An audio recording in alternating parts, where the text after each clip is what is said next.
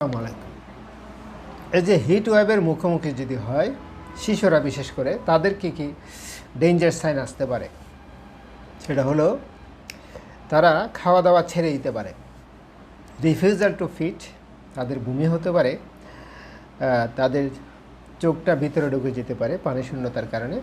আর যাদের fontanelle open আছে, যাদের এই যে মাথার উপরে যেটা খালি জায়গা থাকে, হ্যাঁ, এটা নরম জায়গাটা দেবে যেতে পারে।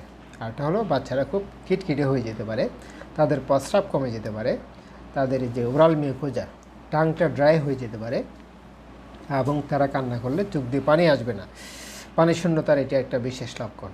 আর তারা খুব লেথার্জি, টায়ার্ড হয়ে যাবে, ক্লান্ত হয়ে যাবে, দুর্বল হয়ে যাবে, এবং তাদের অল্টার সেন্সরিয়াম হতে পারে, তাদের কনসাস লেভেল কমে যেতে পারে, আরটাও তাদের খিঁচুনি হতে পারে, এবং তাদের ব্লিডিং হতে পারে।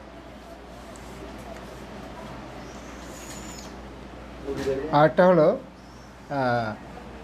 যাদের হালকার মাইল্ড সিমটমের মধ্যে আছে শিশুদের র্যাশ, গায়ে কিছু র্যাশ আসতে পারে, আর হালকা বমি, নশিয়া, আরটা হলো হালকা মাথা ব্যথা এবং মাংসপেশিতে ব্যথা থাকতে পারে। আর কিছু বিপদ লক্ষণ আছে, সেটা হলো ডেঞ্জার সাইন।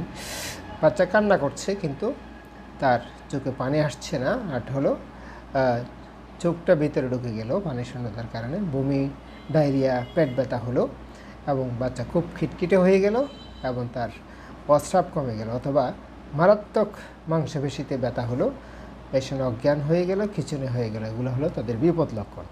এই যে ডেঞ্জার সাইনগুলো আসলে তাদেরকে ইমিডিয়েট